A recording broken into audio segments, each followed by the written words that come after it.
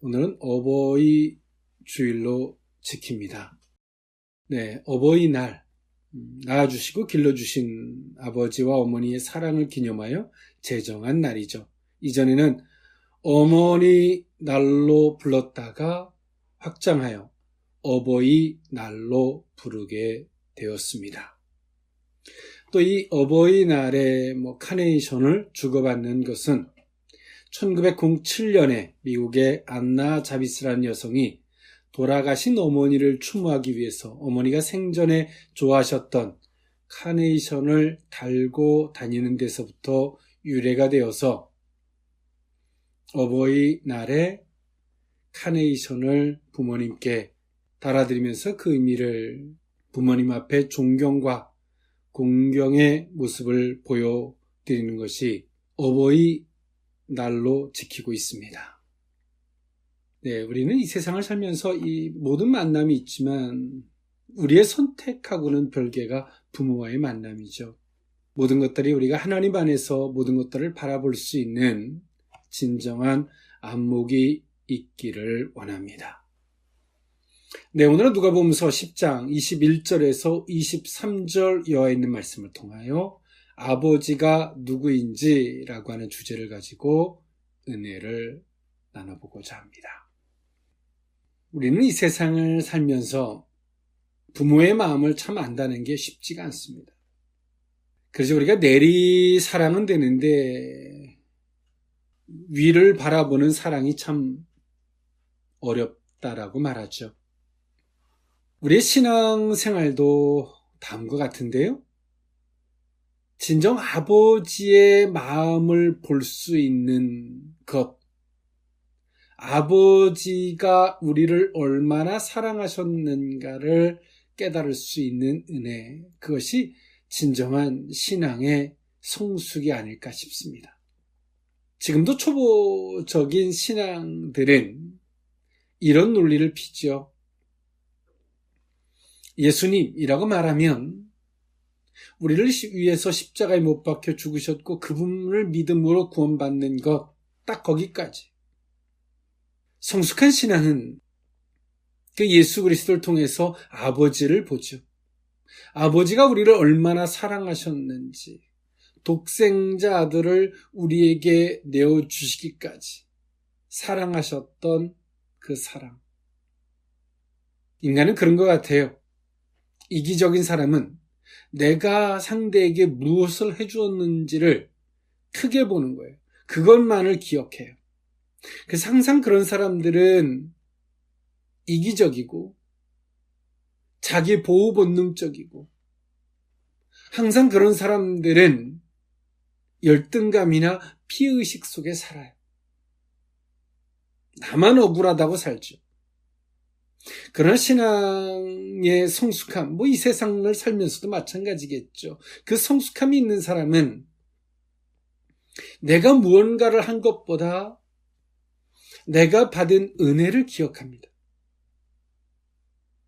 그런 사람들은 우리 속에 의가 쌓이질 않아요. 내가 받은 은혜, 내가 무언가를 한 것보다 내가 받은 은혜를 크게 기억하는 것이죠. 오늘 이러한 신앙, 이런 생활, 우리의 삶을 살면서 이런 지혜가 저와 여러분들에게 있을 수 있기를 원합니다.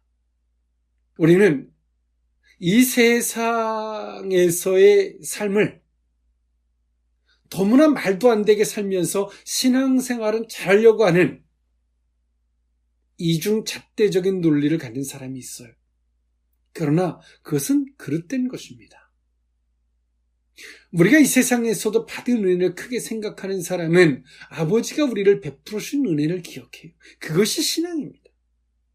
네, 오늘 이 본문에 있는 말씀, 예수님이 70인의 제자를 파송했고 그 70인의 제자가 파송되었던 제자들이 돌아와서 고백하는 이야기를 듣고 하신 말씀이 오늘 본문에 있는 말씀이에요. 하나님은 그의 왕국의 이 메시지를, 그 의미를 세상이 지혜 있는 자들에게는 감추시고 여기서 지혜롭다라고 하는 것은 자기가 똑똑하고 잘났다라고 하는 사람들에게는 숨기시고 어린아이들에게는 드러내셨죠. 이처럼 이 영적 지식은요, 인간의 이성이나 경험을 통해서는 결단코 얻을 수가 없어요. 오직 그의 아들이신 예수 그리스도를 통해서만이 전달되며, 그리고 또 그 마음이 순수하게 열린 자들, 주의 말씀을 순전히 받는 자들에게만 허락된 것입니다.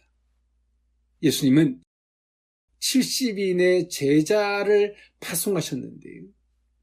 사복음서 중에서 이 부분을 누가만이 독자적으로 기록합니다. 70인의 이 숫자를 해석하는 여러 관점이 있습니다. 이 70이라는 숫자는 세상의 모든 민족들을 상징하는 것이라고 창세기서 10장에 모든 민족들로서 기록되어지고 있는데요. 그래서 여기서의 70인의 파송은 모든 민족들에게 파송되었다라고 하는 모든 민족을 포함하고 있는 숫자로 보는 관점이 있고요. 또 하나는 민수기서 11장에 모세에 의해서 임명된 장로들의 숫자이기도 합니다. 그래서 예수님은 모세에 의해서 입법된 율법의 완성자임을 암시하기도 한다라고 보는 관점이 있습니다. 또 하나는 예수 그리스도의 승리에 대한 관점이 있죠. 오늘 예수님은 이 70인의 제자를 파송하셨는데요. 이 70인의 제자들이 파송되었던 자들이 돌아와서 이렇게 고백합니다. 누가복음서 10장 17절에 보니까 70인이 기뻐하며 돌아와 이르되 주여 주의 이름이면 귀신들도 우리에게 항복하더이다 라고 말합니다. 그러면서 18절에 예수께서 이르시되 사탄이 하늘로부터 번개같이 떨어지는 것을 내가 보았노라. 내가 너희에게 뱀과 전갈을 밟으며 원수의 모든 능력을 제할 권능을 주었으니 너희를 해칠 자가 결코 없으리라. 그러나 귀신들이 너희에게서 항복하는 것으로 기뻐하지 말고 너희 이름이 하늘에 기록된 것으로 기뻐하라 하시니라 라고 예수님 말씀하셨어요. 이때 당시에 예수님이 과연 누구인가에 대한 많은 고민이 있었죠. 보편적이고 일반적인 시각은 예수님은 선지자, 랍비, 선생님이었습니다. 베드로의 신앙 고백은 이때 당시에 주변에 있는 베드로부터 주변에 있는 사람들에게는 센세이션이었죠. 오늘 예수님은 70인의 제자들을 파송했는데 그 70인의 제자들이 예수의 이름을 드디어 사용했습니다. 예수님의 사도들도 팽팽히 깨졌거든요. 안 돼? 자신들의 힘으로 뭔가를 해보려고 해도 안 됐단 말이에요. 그런데 예수님이 2명씩 짝을 지어서 각 지역에다가 70인을 파송했어요. 그런데 이들이 놀라운 경험을 합니다. 기존까지는 자신의 힘으로 하려고 하던 이들이 예수님을 잘 몰라요. 그런데 오늘 이들이 예수의 이름으로 알아서 한 것이 아니라 예수의 이름을 사용해봐요. 예수님의 말씀과 같이 말해요. 너무나 놀라운 일이 발생되어졌어요. 귀신들이 항복하는 거예요. 오늘 이 70인의 제자들이 이것은 너무나 놀라운 경험이었어요. 우리가 걸어가는 신앙의 길은 영적인 길입니다. 인간의 힘으로는 안 돼요. 근데 우리가 정말 예수님을 믿고 있는지를 우리가 가슴에 손을 얹고 돌아올 필요가 있죠. 우리는 예수 그리스도를 믿으면 예수의 이름으로 행하는 거예요. 예수의 이름으로. 그 예수가 누굽니까? 하나님의 아들이시고요. 그 예수님이 누굽니까?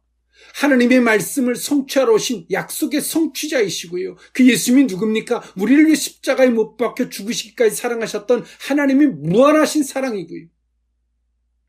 예수님이 십자가에 못 박혀 죽으심으로 말미암아 인류의 모든 죄악을 도말해 주신 예수님이십니다. 우리의 구원자시죠. 그런데 오늘 이 제자들, 이전의 제자들은 자신의 힘으로 뭔가를 해보려고 해요. 예수님을 따라다니면서도 말이에요. 그런데 70인의 제자를 파송했고 이 70인의 제자는 예수의 이름으로 명하니까 귀신들이 항복하고 무너지는 걸 본 거예요. 놀랍죠. 예수님도 말씀하십니다. 사탄이 하늘로부터 번개같이 떨어지는 것을 내가 봤다.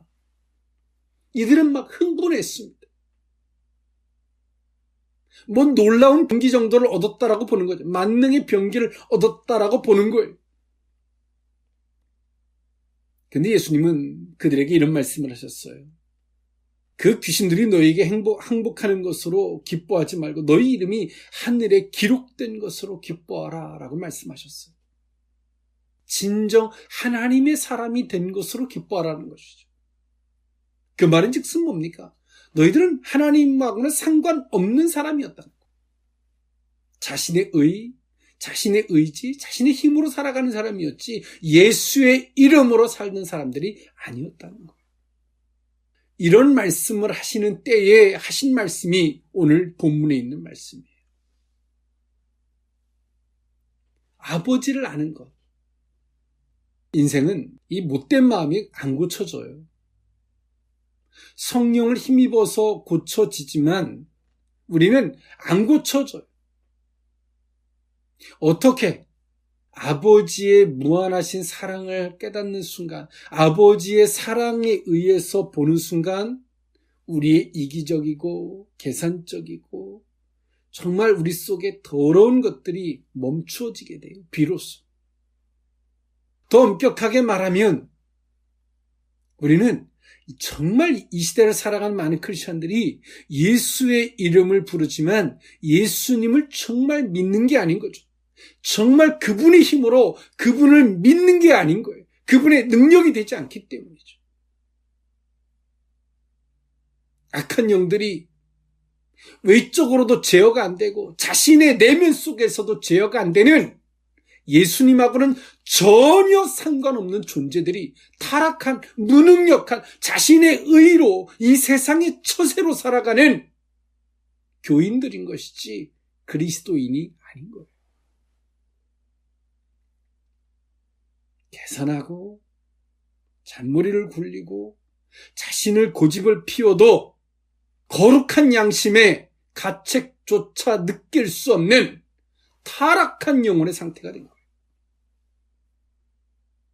예수의 이름으로 살아가는 사람들은 그럴 수가 없어요. 오늘 예수님은 그 제자들에게 파송하시면서 주문하셨던 말씀들, 그리고 오늘 이 제자들이 돌아와서 고백하는 이 고백 너무나 놀라웠어요. 오늘 예수님은 그들을 칭찬해 주시기 이전에 하늘에 너희 이름이 기록된 것으로 기뻐하라. 드디어 하나님의 사람이 된 것으로 기뻐해라. 이들의 노력 때문에가 아니라 예수의 이름을 믿고 예수의 이름을 사용하는 이들이 된 것이. 오늘 우리는 정말 하나님이 누구인지 그냥 원론적인 것을 읊지만 정말 그분이 나를 어떻게 사랑하시는지, 내게 어떤 계획이 있고 나를 왜 이렇게 이끄시는지, 그것이 얼마나 큰 사랑인지 아버지를 몰라요. 성경은 분명히 말합니다. 예수 그리스도를 믿으면 예수 그리스도는 아버지를 볼 수 있는 눈을 갖다 준다는 사실을 성경은 말해주고 있어요. 예수님 믿으세요? 근데 아버지가 안 보이잖아요. 예수님 믿으세요? 악한 영들이 제어가 안 되잖아요. 예수님 믿으세요? 거룩한 양심이 우리에게 작동이 안 되잖아요. 내가 잘났다고 하나님 앞에 악을 써도 우리의 거룩한 양심이 내게 찔림이나 가책이나 두려움조차 느끼지 못하게 하는 예수를 믿지 않는단 말이에요. 부끄러움도 모르고 악함도 모르고 창피한지도 모르고 꿈을 꾼다고 해서 우리가 신령하다고 착각하지 마세요. 영적으로 뭔가를 조금 느낀다고 해서 우리가 신령하다고 착각하지 마세요. 여러분, 무당들도 느껴요. 사람이 힘들면요, 악한 것들이 때론 가위 눌리듯 그런 것도 느낀단 말이에요. 우리 속에 정말 예수 그리스도를 믿으면 성경에서 말하는 것 같은 그 거룩한 양심이 작동이 되고, 예수 그리스도를 믿으면 우리의 내부를 넘어서, 우리의 내적인 것을 넘어서 외적으로 악한 영들을 제어하고 컨트롤할 수 있는, 오늘 예수님 말씀하신 것처럼 하늘에서부터 그 모든 악한 것들이 떨어지는 것을 내가 보았다라고 말씀하시는 이런 은혜가 있는 거예요. 예수가 누군지, 그 예수님의 이름으로 아버지를 볼 수 있는 것도 없고, 여러분들이 믿는 예수가 누굽니까? 내 소원을 빌고 예수의 이름으로 기도하는 겁니까? 오늘 예수님은 저들에게 말씀하세요. 비로소 너희 이름이 하늘에 기록된 것으로 기뻐해. 아버지가 누구인지, 아들과 아들이 소원하는 자 외에는 아버지를 아는 자가 없다는 거예요. 오늘 그 의미, 아버지가 누구인지 그 의미를 세 가지로 나누어 살펴보고자 합니다. 첫 번째, 아버지의 뜻입니다. 누가복음서 10장 21절에 있는 말씀인데요. 그때 예수께서 성령으로 기뻐하시며 이르시되 천지의 주제이신 아버지여, 이것을 지혜롭고 슬기 있는 자들에게는 숨기시고 어린 아이들에게는 나타내심을 감사하나이다. 옳소이다. 이렇게 된 것이 아버지의 뜻이니이다. 오늘 예수님은 아버지의 뜻이라고 말씀하셨어요. 누가? 하나님을, 아버지를 볼 수 있는 것, 슬기롭다고 생각하는 자들, 지혜롭다고 생각하는 자들에게는 숨기시고, 하나님의 말씀을 순전히 받는 자들에게는 나타내심을 감사합니다. 예수님을 볼 수 있는 눈이 이 제자들에게 비로소 생겼어요. 어렸을 때는 부모님에 대한 불평불만이 많죠. 이렇게 하시면 될 것 같고 저렇게 하시면 될 것 같고 불평불만이 참 많아요. 우리가 더 현명해서가 아니에요. 우리가 보는 시각과 관점이 부족하기 때문에 부모님이 부족하게 보이는 거예요. 그런데 우리가 부모가 되고 보니까 어때요? 그분의 불평불만의 모습이 그분들이 그 시대를 살면서 얼마나 고됐을까, 힘들었을까라고 하는 공감대를 갖죠. 왜 그럴까요? 그 부모님이 변해서일까요? 내가 살아보니까, 내가 그 자리에 가보니까 드디어 보이는 거예요. 우리가 자식들에 대한 섭섭함들, 우리가 자식의 입장에서는 도리어 반대의 마음을 가졌었겠죠. 오늘 예수님은 이 제자들이 드디어 예수님을 볼 수 있는 눈이 생겼어요. 항상 예수님이 제자들과 함께 있었거든요. 근데 예수님을 볼 수 있는 눈이 없었어요. 왜일까요? 예수의 이름을 한 번도 이들이 사용해 본 적이 없어요. 자신의 의, 자신의 힘, 처세, 방법, 자신이 살아온 경험으로만 사는 거예요.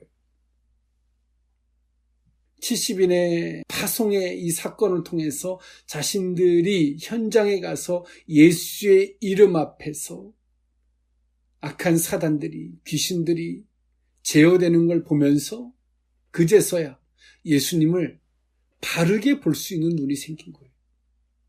내가 임의적으로 예수님을 바라보다가 예수님의 실체를 바로 볼 수 있는 눈이 생긴 거예요. 그래서 오늘 예수님이 기뻐하셨는데 이 기쁜 것은 예수님이 인간적인 기쁨이 아니라 성령에 의해서 기뻐하셨어요.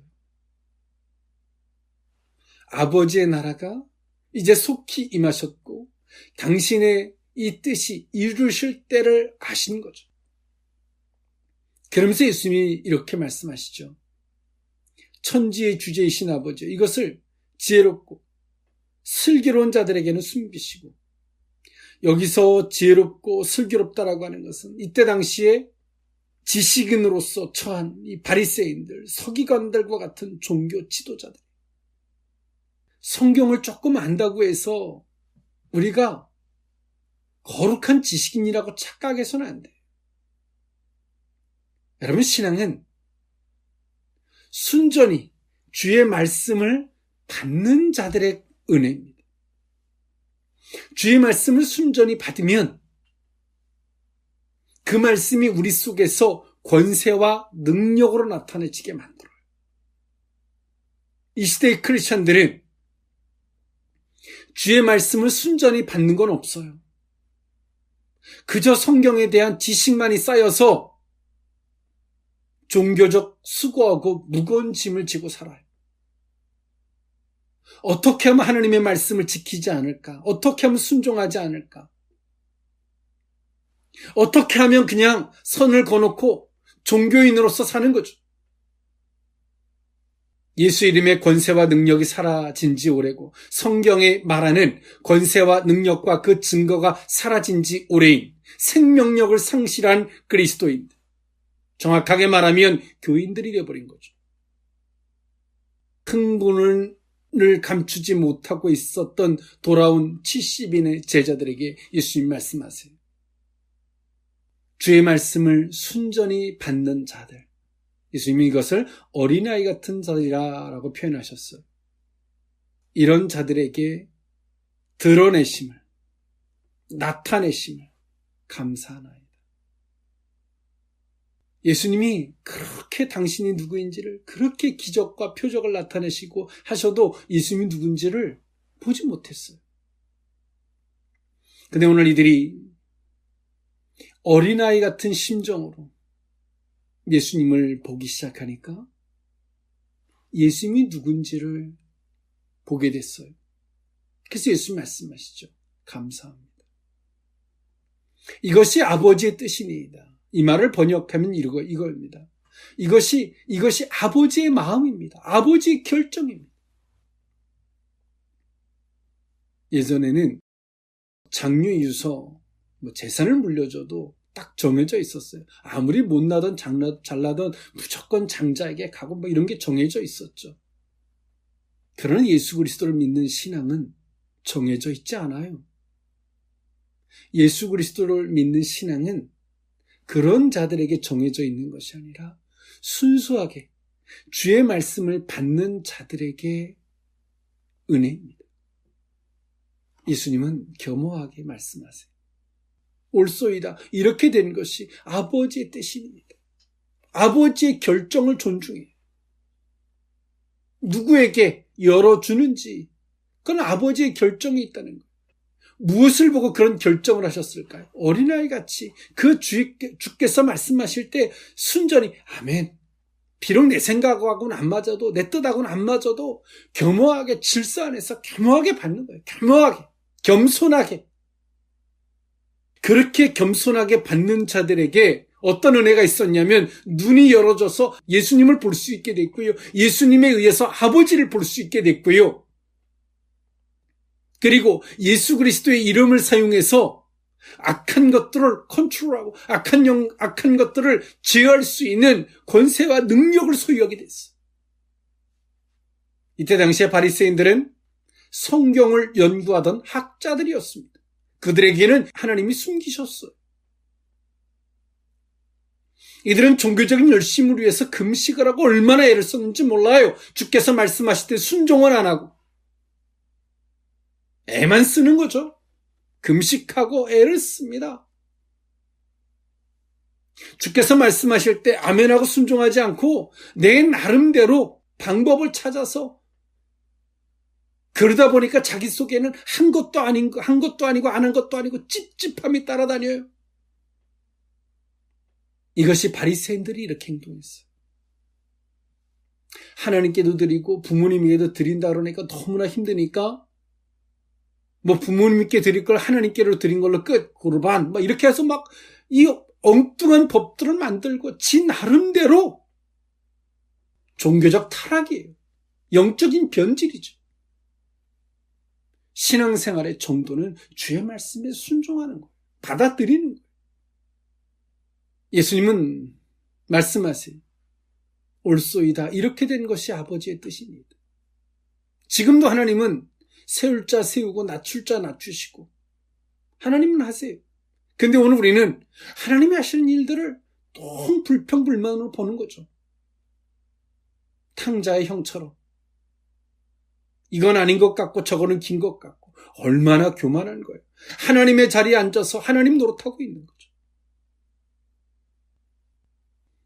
사랑하는 성도 여러분, 우리가 얼마나 교만해져 있는지 한 번쯤 돌아볼 필요가 있습니다. 우리의 위치가 어딘지 압니까? 영 죽을 수밖에 없는 죄인의 위치였고 아담과 하와로 말미암아 타락된 존재였고 하나님 앞에 서기보단 인간 앞에서 그 부끄러움을 더 생각하는 영적으로 타락한 존재였고 하나님이 뭐라 말씀하셔도 내가 보기에 아니면 아닌 거라고 하는 하나님보다 머리 꼭대기에 앉아있는 교만한 존재였습니다. 이것을 한 번만 인정해도 우리는 겸손의 자리에서 주님을 배울 수 있어요. 예수님은 이것이 아버지의 뜻입니다. 이것이 아버지의 마음입니다. 이런 결정을 한 것은 아버지의 옳은 선택이셨습니다라고 예수님은 하나님의 마음을 헤아려서 말하고 있어요. 여러분, 이 효자는 누군 줄 아십니까? 부모의 마음을 헤아릴 줄 아는 거예요. 예수님은 아버지의 마음을 헤아려서 이야기를 해요. 교회에서 신앙생활도 마찬가지. 목회자에게 가장 힘이 되는 게 누군 줄 압니까? 목회자의 마음을 헤아리는 거예요. 목회자도 마찬가지예요.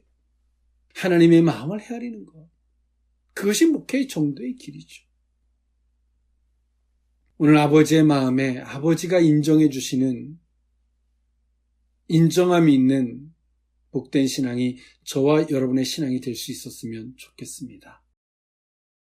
아버지가 누구인지 두 번째 의미는 아들의 소원대로입니다. 누가복음서 10장 22절에 있는 말씀입니다. 내 아버지께서 모든 것을 내게 주셨으니 아버지 외에는 아들이 누구인지 아는 자가 없고 아들과 또 아들의 소원대로 계시를 받는 자 외에는 아버지가 누구인지 아는 자가 없나이다 하시고. 아멘. 예수님은 분명한 하나님과 당신과의 관계를 먼저 고백하십니다. 아버지께서 내게 모든 것을 주셨으니 아버지 외에는 아들이 누구인지 아는 자가 없고 당신이 누구인지를 사람이 아닌 하나님만이 당신을 아심을 고백해요. 하나님 앞에서 당신이 서 있어야 되는 존재인 것을 분명히 고백하셨어요. 그리고 말씀하십니다. 아들과 또 아들의 소원대로 계시를 받는 자 외에는 아버지가 누구인지 아는 자가 없나이다. 먼저는 당신이 아버지를 알아요. 하나님이 당신을 알기에. 하나님이 주셨기에 아버지를 알아요. 그리고 두 번째, 아버지를 아는 사람이 두 번째 존재하는 사람이 있는데 그것이 누구냐면 아들의 소원대로 계시를 받는 자 외에는 아버지를 아는 자가 없다라고 말씀하셨어요. 예수님이 소원이 있어요. 그 무엇보다 더 중요한 것, 아버지를 알기를 예수님이 원하셨어요. 우리 신앙생활이 왜 시험 드는 줄 아세요? 아버지를 모르기 때문에 시험 드는 거예요. 우리가 언제 철든다 그래요? 그 부모의 마음을, 그 입장을 역지사지의 마음으로 그 상대의 마음을 헤아릴 때가 되면 우리는 그 사람들을 가지고 철들었다라고 말해요. 여러분, 목회자도 그런 것 같아요. 목회자의 소원이 있어요. 성도들이 잘 되는 거 필요합니다. 하나님을 좀 알았으면 좋겠어요. 이 소원이 있어요. 아버지를 알기를 예수님이 기도하실 때 예수님의 주변에 제자들에게 어떻게 아버지를 알게 됐냐면 계시를 받는 자 외에는 하나님이 그들에게 열어주신 거예요. 조명해 주신 거예요. 아버지가 내 마음은 이래 라고 열어서 오늘 보면 계시하셨다라고 말씀하시는데 하나님께서 당신의 마음이 어떤지 다 열어서 보여준 거예요. 누구의 소원대로? 예수님의 소원대로. 하나님 아버지의 마음을 볼 수 있게 준 거예요. 오늘 그들에게 임한 은혜가 뭡니까? 아버지가 누구인지를 아는 자가 된 거예요. 예수님을 구원의 도구로만 생각하는 사람이 있는가 하면 정말 예수님이 소원대로 아버지를 아는 사람은 예수님이 구원의 도구이길 넘어서 하나님이 정말 나를 얼마나 사랑하셨으면 이렇게까지 사랑하셨는가 아버지의 사랑을 볼 수 있는 통로가 되는 거예요. 이 시대에 많은 가짜 크리스찬들이 있어요. 예수님을 구원의 도구로 외에는 어떤 것도 생각하지 않아요. 더 이상 더 이하도 생각하지 않아요. 딱 그냥 마지노선을 걸어놓고 예수님은 내 구원의 도구 딱 그냥 그 선만 갖고 살아요.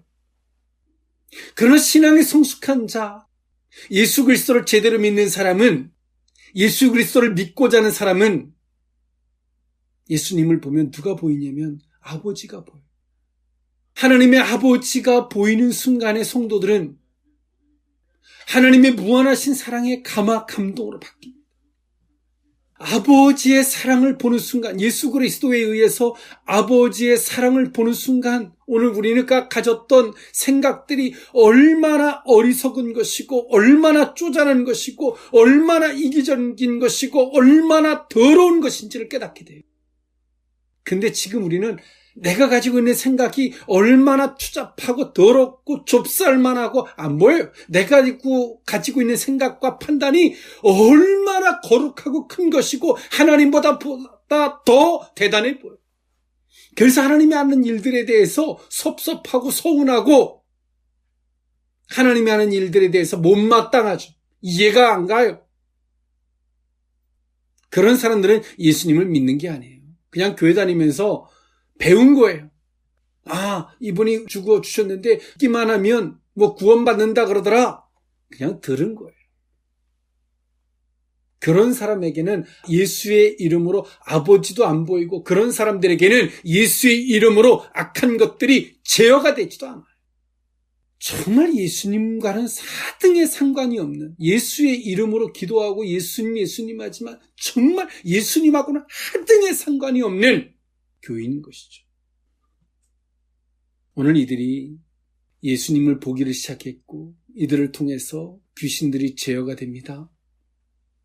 그리고 오늘 이들에게 예수님은 아버지가 누구인지 당신을 통해서 당신 뒤에 계신 당신과 함께하고 계신 아버지를 볼 수 있게 해주셨어요. 예수님께서. 그리고 예수님 말씀하세요. 아들과 또 아들대로 계시를 받는 자 외에는 아버지가 누구인지 아는 자가 없다. 우리가 어버이날을 맞으면 고마움을 생각하고 감사함을 생각하죠. 그 부모님에 대해서 생각해보는 거죠. 내가 이 위치에 와 보니까 부모님을 좀 더 이해할 수 있는 위치에 서보는 거죠. 그렇다고 우리가 하나님 위치에는 서볼 수는 없잖아요. 근데 예수 그리스도를 통해서만이 아버지가 어떤 분인지를 볼 수 있게 돼요. 이게 신앙입니다. 여러분 정말 저는 묻고 싶어요. 예수 그리스도를 믿는 분인 것 같으세요? 자신을 가리켜서? 예수님이 단순하게 교회 다니면서 교육받아서 예수님이 그냥 단순하게 구원의 도구로서 정해져 있지 않는지 한번 돌아볼 수 있기를 원합니다.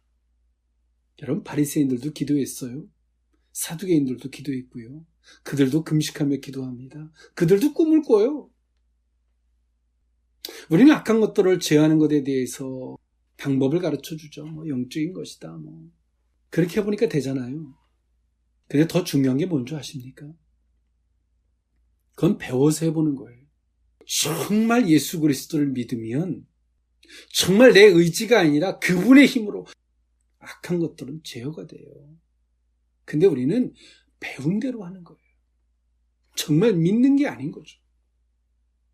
예수 그리스도를 통해서 아버지를 보면요, 아버지의 천지를 창조하시고 광대하신 하나님을 보면 그 앞에서 머리를 들 수 있고 생각할 수 있는 존재는 없어요. 어디서 악을 쓰고 어디서 내 생각은 이야기합니까?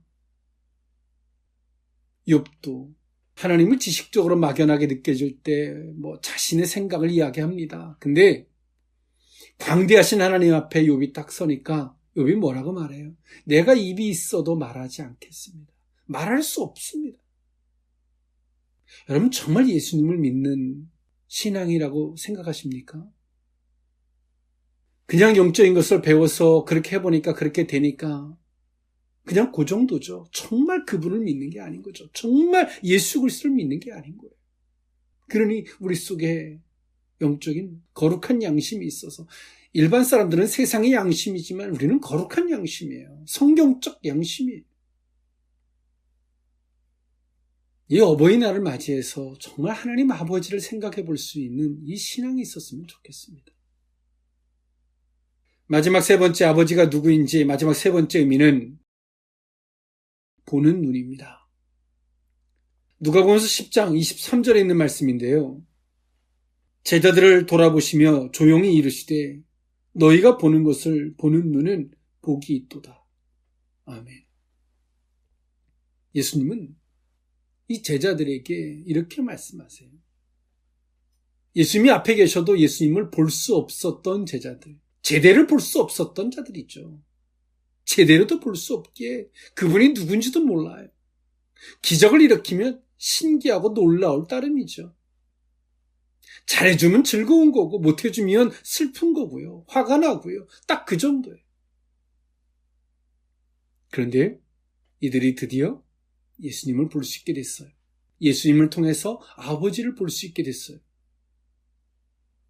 오늘 예수님도 그들에게 말씀하시죠. 예수님이 차분하게 흥분하지 않았어요. 왜? 이것은 사람의 영역이 아니거든요. 제자들이 잘나서 볼 수 있었던 게 아니거든요. 기도를 많이 해서 볼 수 있었던 게 아니에요. 여러분 신앙생활은 우리가 왜 기도해야 되는지 아세요? 기도하면 교만한 내 생각이 없어지고 제어할 수 있게 돼요. 그래서 어린아이같이 순전한 겸손한 겸허한 심령이 되고 그러기 위해서 기도하는 거예요. 기도 자체가 능력이 아니라 주의 말씀을 아멘으로 받을 때 능력이 되는 거예요. 기도는 순전하게 그 말씀을 받을 수 없는 그 요소를 제거하기 위해서 회개하기 위해서 기도하는 거예요. 근데 많은 사람들은 착각해요.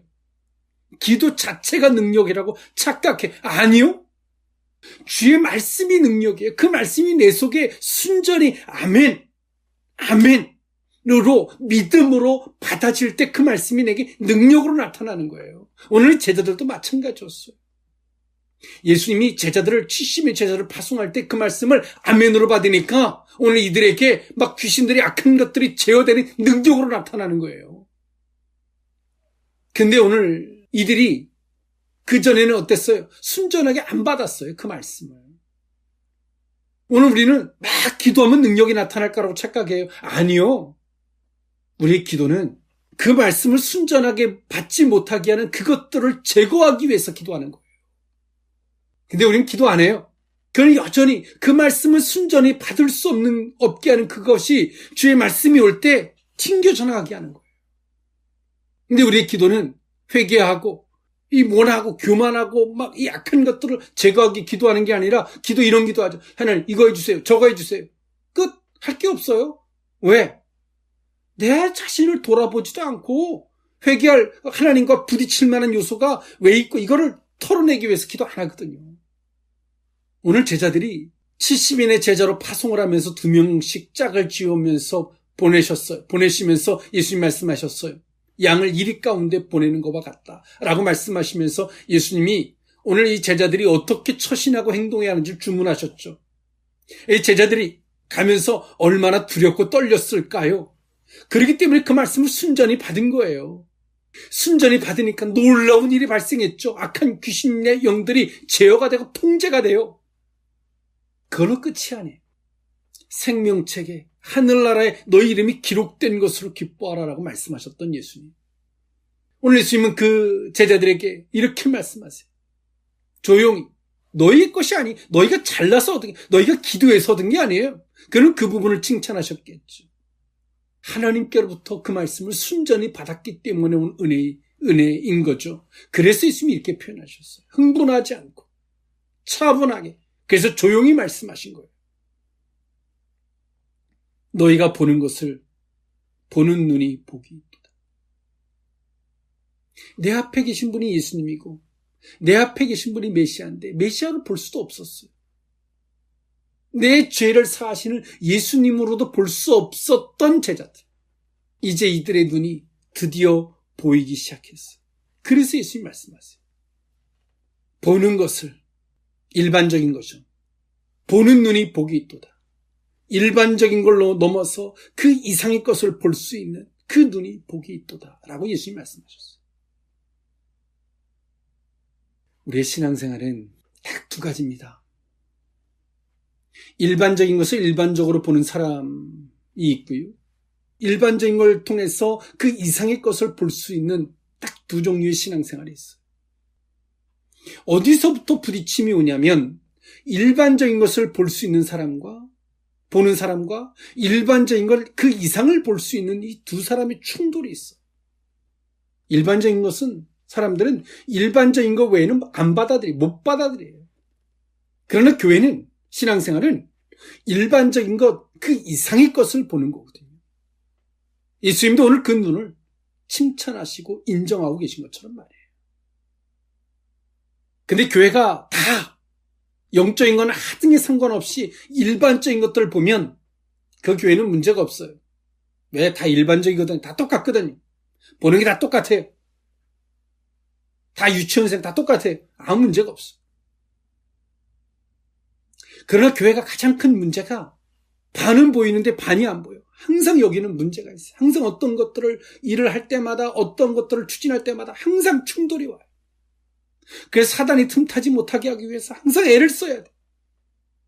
그리고 또 어떤 교회가 문제가 안 되냐면 교회가 정말 영적으로 그 이상의 것을 보는 교회들, 정말 기도하고 깨어서 이런 교회들은 또 문제가 없어요.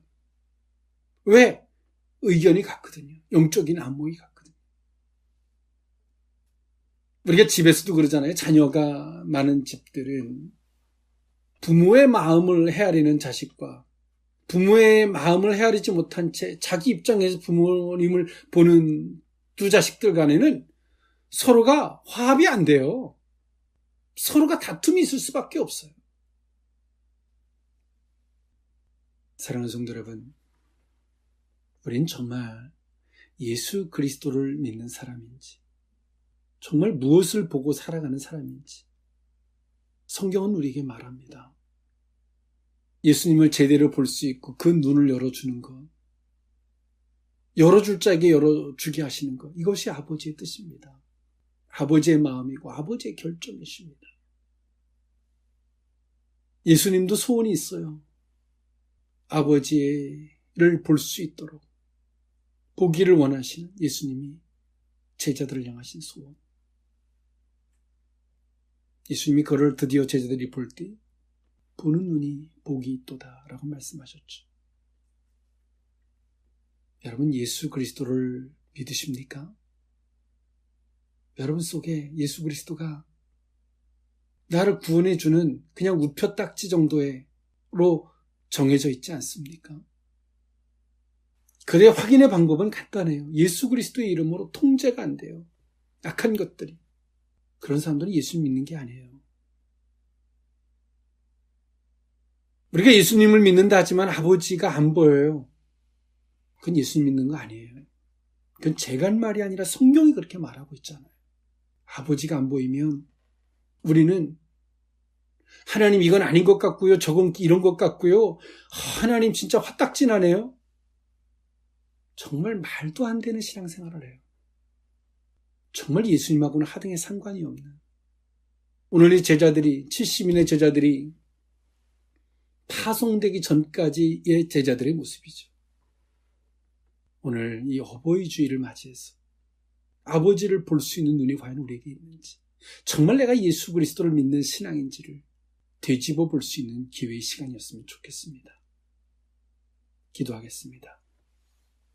사랑의 하나님, 정말 하나님 시대의 많은 크리스찬들이 아버지가 누구인지도 모르고 예수의 이름을 들고 이야기하지만 악한 것들의 놀이터가 되어버린 성도들의 심령들. 우리는 예수 그리스도를 잘 믿는다라고 착각하지만 우리가 예수 그리스도를 구원의 도구로 배운 그 이상도 그 이하도 아닌, 믿는 것이 아닌 들어서 배워서 알고 있는 딱 거기까지인 줄 압니다. 하나님, 오늘 이 성경에 말씀하셨던 주의 말씀들이, 그리고 그 말씀을 비추어 우리의 신앙을 점검할 수 있기를 원합니다. 열어줄 자에게 열어주고 허락될 자에게 허락되어 준 것이 아버지의 뜻인 줄 압니다. 지금도 예수님의 소원은 계시로 하나님의 조명으로 말미암아 아버지를 아는 것인 줄 압니다. 일반적인 건 그 이상을 볼 수 없기에 항상 시험 들고 일반적인 걸 넘어서 그 이상의 것을 볼 때 그것이 신앙임에도 불구하고 여전히 일반적인 것 안에서 논하고 있는 우리들의 어리석음을 용서해 주옵소서. 예수님의 이름으로 기도합니다. 아멘.